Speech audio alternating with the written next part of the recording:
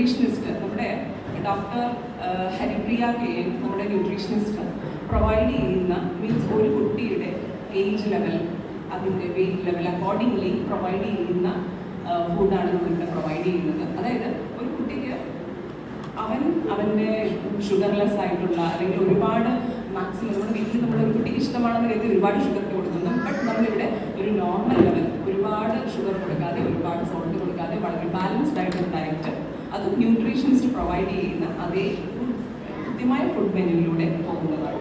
ഈ food menu നമ്മൾ എല്ലാ ആഴ്ചയും അവസാനം അതായത് ഈവനിങ് ഫ്രൈഡേ ഓർ സാറ്റർഡേ നമ്മൾ നമ്മുടെ ക്ലാസ് ഗ്രൂപ്പുകളിൽ ഷെയർ ചെയ്യും. അപ്പോൾ അതിൽ അലർജീസ് ഉള്ള കുട്ടികളുണ്ടാവും. ചിലപ്പോൾ കുട്ടികൾക്ക് പാല് കുടിക്കാൻ സിക്ക് റൂമിൽ മാത്രമേ 15 മിനിറ്റ് നമ്മളൊരു സർക്കിൾ ടൈം എന്ന് പറയുന്ന ഒരു ഏറ്റവും വളരെ ഇമ്പോർട്ടൻ്റ് ആയിട്ടുള്ള കുട്ടികളുടെ ബ്രെയിൻ ഡെവലപ്മെൻറ്റിനും മീൻസ് ഫിസിക്കൽ ഡെവലപ്മെൻറ്റിനും പറ്റി കുറേയേറെ ആക്ടിവിറ്റികൾ അടങ്ങിയ ഒരു സർക്കിൾ ടൈം KG സ്റ്റുഡൻസിന് നമ്മൾ വയ്ക്കുന്നുണ്ട്.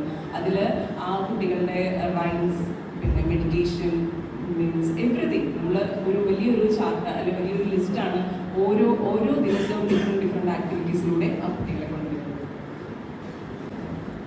ഒരു special play area for pre-KG to second standard ആണ് നമ്മൾ പ്രൊവൈഡ് ചെയ്യുന്നത്. സ്പെഷ്യൽ പ്ലേ ഏരിയ ഓൾമോസ്റ്റ് എല്ലാവരും കണ്ടു കാണും. സോ അത് pre-KG to second സ്റ്റാൻഡേർഡിലുള്ളതാണ്. പിന്നെ നമ്മുടെ football, cricket ball, basketball, cricket net പ്രാക്ടീസിനുള്ള pitch, jump pit, 100 meters running and skating, karate, dance, music, craft and ഇതെല്ലാം നമ്മൾ നമ്മുടെ കുട്ടികളുടെ കരിക്കുലർ ആക്ടിവിറ്റീസിനായിട്ട് നമ്മൾ പ്രൊവൈഡ് ചെയ്യുന്ന കുറച്ച് കാര്യങ്ങൾ മാത്രമാണ്. ഇനിയും ഒരുപാടുണ്ട് ബാക്കിയുള്ള ആക്ടിവിറ്റീസ്, ഫുട്ബോൾ, ക്രിക്കറ്റ് എന്നാണ് കൊടുക്കുന്നത്. ആ സമയത്ത് കുട്ടിയുടെ ഇഷ്ടത്തിനനുസരിച്ച് കുട്ടിക്ക് അത് തിരഞ്ഞെടുക്കാം. ആ രീതിയിലാണ് നമ്മൾ സെറ്റ് ചെയ്യുന്നത്. മാക്സിമം ബോയ്സ് ചോദിച്ചേക്കുന്ന അതെപ്പോൾ ആകുന്നതാണ് swimming pool. So that is the ongoing project. Next year onwards it will be okay. pre-KG to second standard വരെയാണ്. അതാണ് അതിൻ്റെ ഫൗണ്ടേഷൻ സ്റ്റേജ്. ഞങ്ങൾ ഈ ഫൗണ്ടേഷൻ സ്റ്റേജിൽ അപ്പാർട്ട് ഫ്രം അക്കാഡമിക് സൈഡ് നമ്മൾ ഫോക്കസ് ചെയ്യുന്ന എന്തൊരു അറ്റൻഷൻ എന്ന് വെച്ചാൽ ആ സമയത്ത് ഈ കുട്ടികൾ പലരും സ്ലോ ലേണേഴ്സ് കാണാം, സ്പീഡി ആയിട്ടുള്ളത് കാണാം, IQ ലെവൽ പലരും കാണും, അങ്ങനെയൊക്കെ ഉണ്ടാവും. അപ്പം അതിൽ എവിടെയാണോ ഒരു കുട്ടിക്ക് കൂടുതൽ അറ്റൻഷൻ വേണ്ടത് ആ അറ്റൻഷൻ കൊടുത്തിട്ട് ഇവരെ സെക്കൻഡ് രണ്ടാം ക്ലാസ് ആകുന്നതോടുകൂടി ഈ കുട്ടികളെ റെഗുലൈസ് ചെയ്യും. എല്ലാ കുട്ടികളും ഒരേ ലെവലിൽ എത്തിച്ചു കഴിഞ്ഞാൽ അടുത്ത 3 to 5 അടുത്ത സ്റ്റേജാണ്. ഈ സ്റ്റേജിൽ നമ്മൾ അപ്പാർട്ട് ഫ്രം അക്കാഡമിക്സ് നമ്മൾ ഈ ഇൻഡിവിജ്വൽ അറ്റൻഷനിലൂടെ ഫോക്കസ് ചെയ്യുന്നത് ഈ കുട്ടികളുടെ ഇൻവോൾവ് ടാലൻസ് അത് കണ്ടെത്തുക എന്നുള്ളതാണ്. അത് ടീച്ചേഴ്സ് മനസ്സിലാക്കും. അത് അവർക്ക് നമുക്ക് ജനറൽ ക്ലാസ്സുകളിലൂടെ മക്കളെ ആർട്സ് ആയാലും സയൻസ് ആയാലും കൂടുതൽ ബൂസ്റ്റ് ചെയ്യാൻ ശ്രമിക്കും. ആ കുട്ടികൾക്ക് ഇൻട്രസ്റ്റ് ഉള്ള ഫീൽഡിലോട്ട് നമ്മൾ അതിനെ ബൂസ്റ്റ് ചെയ്തിട്ടുണ്ട്. അപ് ടു 5th വരെ 6th to 8th എന്ന് പറയുന്നത് ഈ ഇത്തരം ടാലൻസ് ഇവിടെയെല്ലാം അക്കാഡമിക് സൈഡ് ഞാൻ മാറ്റി വയ്ക്കുകയാണ്. കാരണം അക്കാഡമിക് സൈഡ് അതിൻ്റെ അതേ രീതിയിൽ കൊണ്ടുപോകും.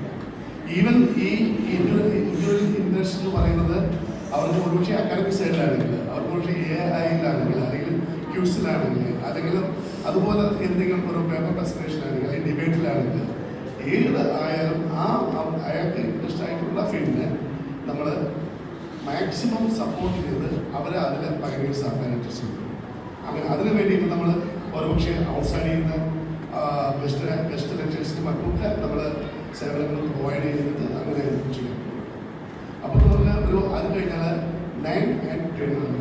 ഈ 9 and 10 ഈ കുട്ടിയെ കൊണ്ട് നമ്മളൊരു ഡിസിഷൻ എടുക്കുകയും അത് ഫ്യൂച്ചറിൽ ഏത് സെക്ടറിലേക്ക് പോകും എന്നുള്ളത് അതെല്ലാം കുട്ടിയുടെ ഇൻട്രസ്റ്റ് ആയിരിക്കും നമ്മളത് പ്രിഫർ ചെയ്യുന്നത്. കുട്ടിക്ക് ഇപ്പോൾ നമുക്കും അത് അറിയാൻ കഴിയും. ഏത് കുട്ടി ഏത് ലെവലിൽ പോയാൽ പറ്റും എന്ന് നമുക്കും അത് മനസ്സിലാക്കാൻ. കാരണം കോഴ്സ് വർഷങ്ങളുള്ള പരമാവധി സപ്പോർട്ടും പിന്നെ അതിൻ്റെ സ്കോപ്പുകൾ അയാൾ എടുക്കാൻ പോകുന്ന അയാൾക്ക് അല്ലെങ്കിൽ ഫ്യൂച്ചറിലേക്ക് പോകാൻ പോകുന്ന ആ പർട്ടിക്കുലർ ഏരിയയുടെ സ്കോപ്പുകൾ, അതിൻ്റെ ജോബ് സാധ്യതകൾ, അതിൻ്റെ മറ്റുള്ള ഫിനാൻഷ്യൽ സാധ്യതകൾ, അങ്ങനെയുള്ള എല്ലാ കാര്യങ്ങളും അയാൾക്ക് നമ്മൾ ആവശ്യമായ രീതിയിലുള്ള അവയർനെസ് കൊടുക്കും.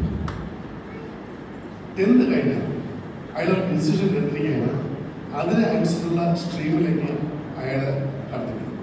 അപ്പം ആ സ്ട്രീമിൽ പറയുമ്പം അയാൾ ഡിസിഷൻ എടുത്തു. പിന്നെ അയാളുടെ അയാൾക്കൊരു സയൻറ്റിസ്റ്റ് ആവാനായിട്ടാണ് താല്പര്യമെങ്കിൽ അതായിരിക്കാം, അതല്ല ഒരു മ്യൂസിഷ്യൻ ആവാനായിട്ടാണെങ്കിൽ അതാകാം. ഏതാണോ അയാൾ ഉദ്ദേശിക്കുന്നത് അതിൽ ഇന്ന് വേൾഡിൽ കിട്ടാൻ പറ്റുന്ന ഏറ്റവും നല്ല ഇൻസ്റ്റിറ്റ്യൂഷനിൽ എൻട്രി ആക്കുക എന്നുള്ളതാണ് അവിടുത്തെ നമ്മുടെ ഇന്ത്യയിലെ അറ്റൻഷൻ കൊണ്ട് നമ്മൾ ഉദ്ദേശിക്കുന്നത്.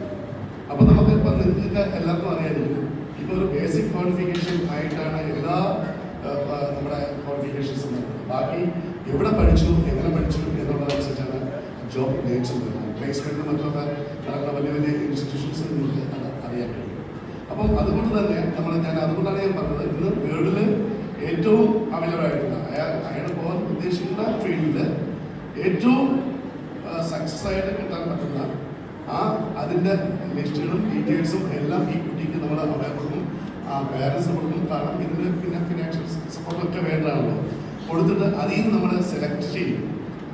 ഒരു 11th ആകുമ്പോൾ തന്നെ നമ്മൾ സെലക്ട് ചെയ്യും. നമ്മൾ ഈ 4 ഏത് ലെവലിലായിരിക്കും വരുന്നത്.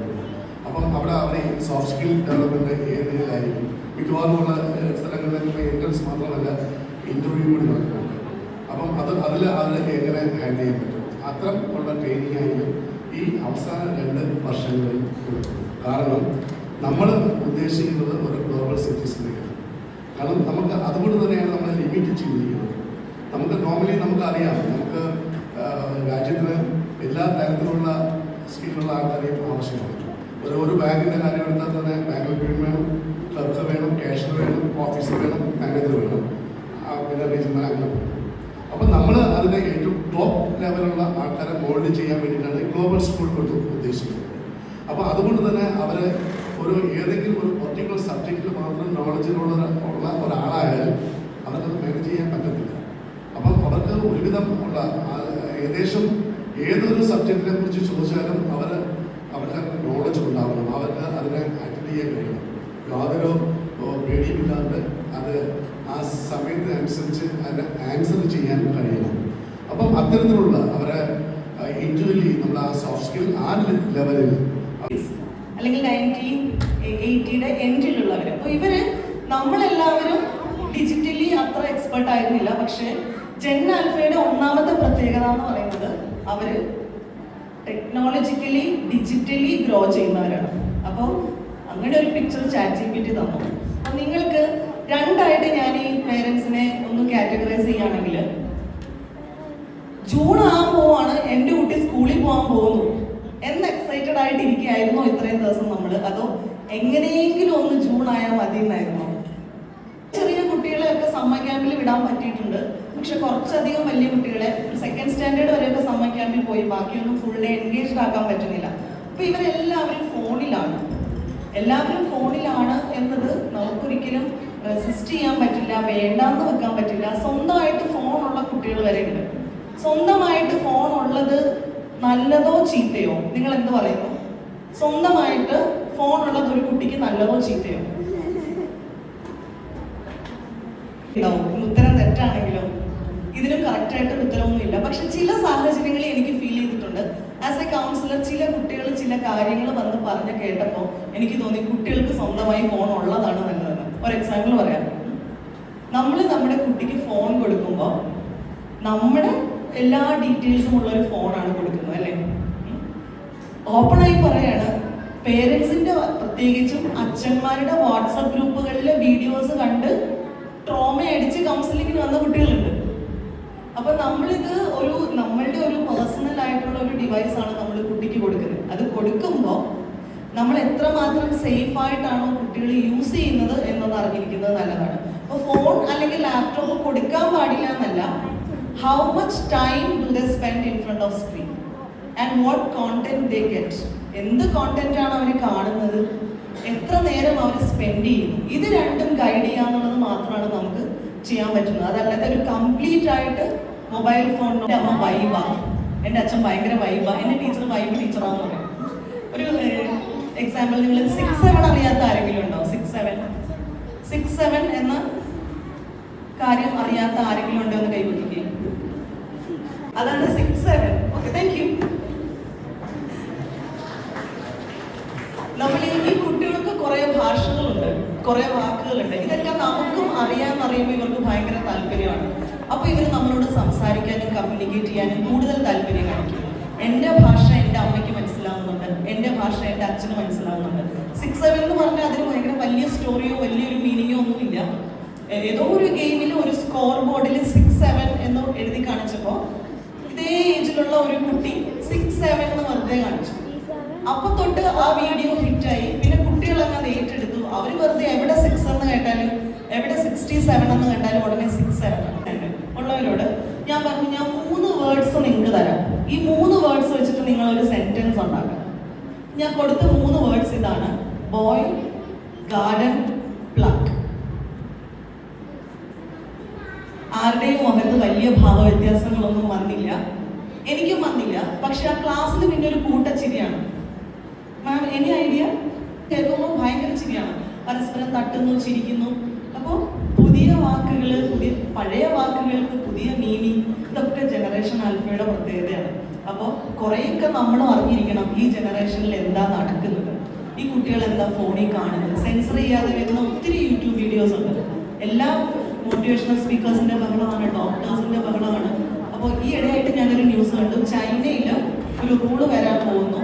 ഇനി എന്തെങ്കിലും യൂട്യൂബ് കോണ്ടന്റ് ഇടണമെങ്കിൽ ആ എഡ്യൂക്കേഷൻ ക്വാളിഫിക്കേഷൻ ആ പ്രൊഫഷനിൽ ഉള്ളവരായിരിക്കണം ഇടേണ്ടത്. കേട്ടപ്പോൾ നന്നായി തോന്നി. കാരണം ഒത്തിരി ഡോക്ടേഴ്സ് ഒരു സ്ഥാപനത്തിൽ പഠിപ്പിക്കാൻ വിടാനും മാത്രം ഇത്രയും സൗകര്യങ്ങൾ കൊടുക്കാൻ മാത്രം നമ്മൾ കേൾക്കുന്നുണ്ടായി. അപ്പോൾ ഒരു ചെറിയ സ്റ്റെപ്പ് കൂടി എടുക്കുക.